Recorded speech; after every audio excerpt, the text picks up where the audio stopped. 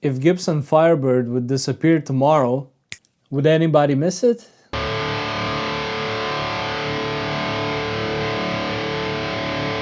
By the end of this video, I kind of figured out why nobody really talks about his guitar. So there's one thing that completely surprised me, so I wrote something with it.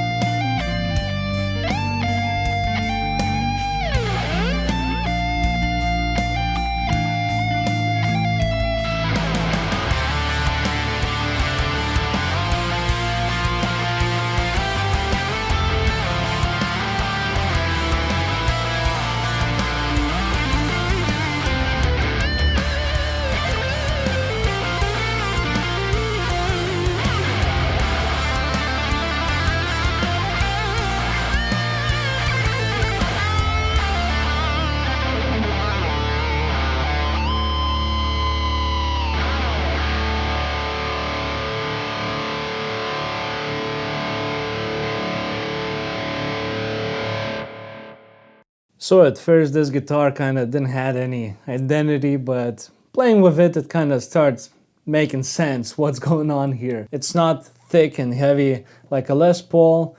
It's not that sharp as SG, of course not glassy like to compare with the Strat, and the Explorer is kind of different animal. It feels like Gibson tried to make something really futuristic, but it kind of forgot to give it a musical home. And when I borrowed this guitar, I kind of fell into some mind game trap because, so I'm 31 years old and, well, everybody knows Firebird, but then I started to scratch my head like, who's playing with Firebird? And I'm like, it was very hard for me to figure it out. Like, even though I like classic rock music, and the only thing that kind of popped into my head was like, you know, yeah, Freebird, and still I was like 50-50. Is it Firebird or an Explorer? My other guess was like, okay, maybe Joe Bonamassa played a little bit with this. He loves, this guy will buy all guitars in the world, I'm telling you. He denies that, but he's going to do that. And pretty much that's it. Maybe I guess like Eric Clapton a little bit, and dude, that's it, all my thoughts.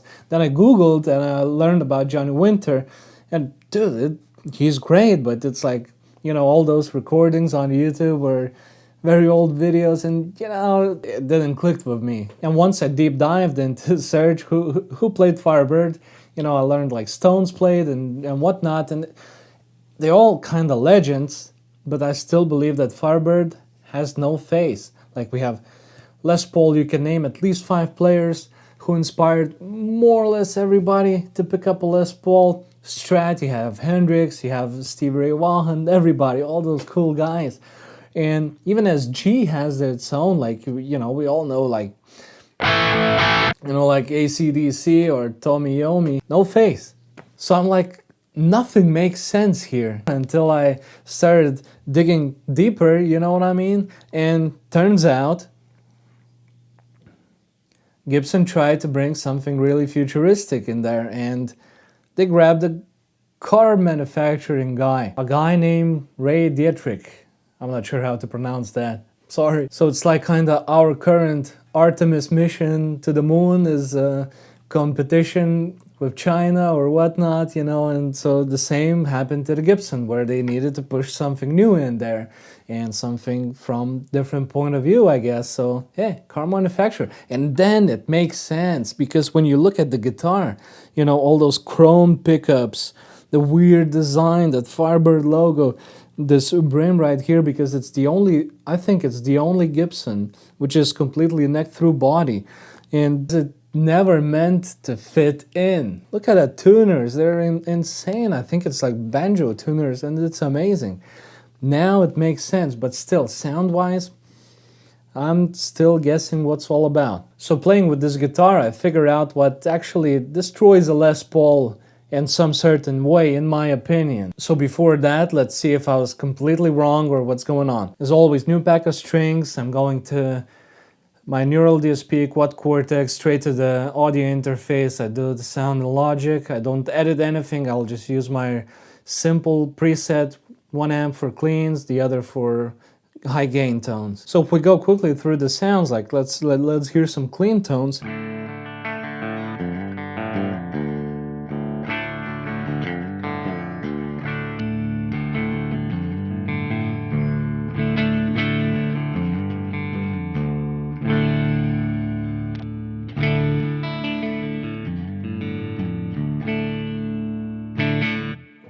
It's very round, warm, I guess that's the right word to describe a tone, what I feel here.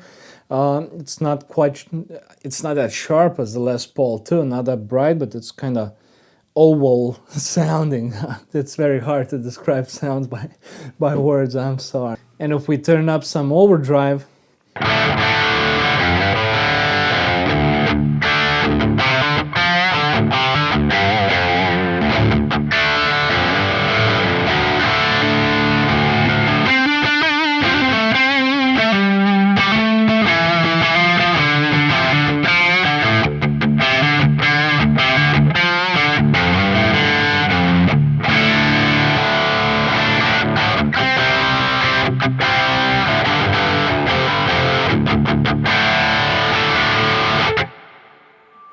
quite crispy, and I have some thoughts in my mind. I'll get back to it very quickly. Let's check some high gain tones just to see how lead goes in.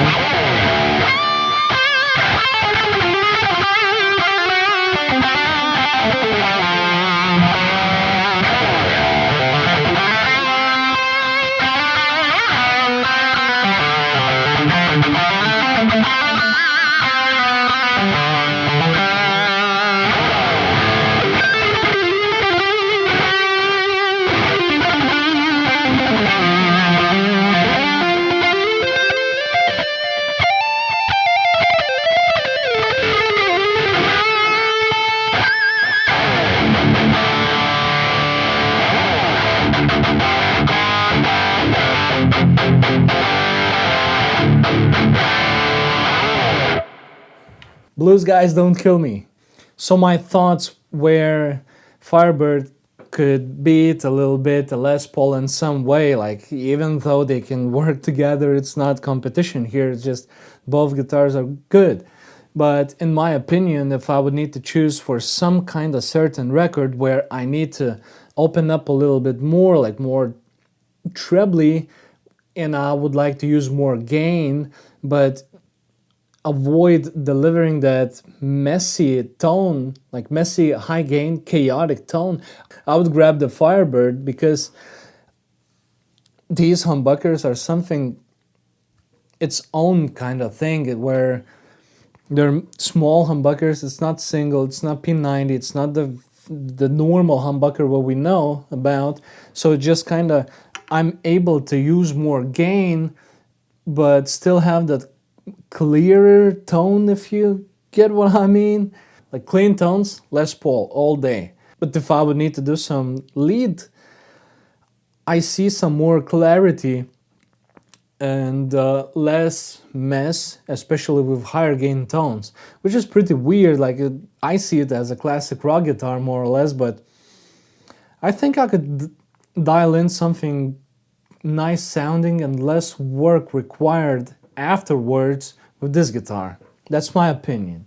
Anyway, so after spending quite a bit of time with this Firebird, well, I need to admit this is one of the most coolest looking Gibsons ever. But I think at least necessary one. Mini humbuckers, locking tuners, shape, how it looks like, it's really great. Sound, well, is it the guitar I would pick with a joy every day and play? No, you need to get used to that because of your right hand goes here. On Les Paul, most likely you would have your arm somewhere right here playing, and it makes it kind of huge. You know, mother-in-law. You need her, but you don't want to spend too much time with her, right? So I think if this guitar would disappear tomorrow, music wouldn't change. But some guitar players would definitely miss it, because maybe this guitar never meant to have that legend / equivalent or so, but maybe it's waiting for the future one. So let me know in the comments, would you miss Firebird if it would disappear tomorrow? Please let me know. I'm your guy buddy Pumbaa. Thank you for watching. Like and subscribe. It really helps me to grow and share my thoughts about gear we love, about guitars, and I see you next Sunday. Take care.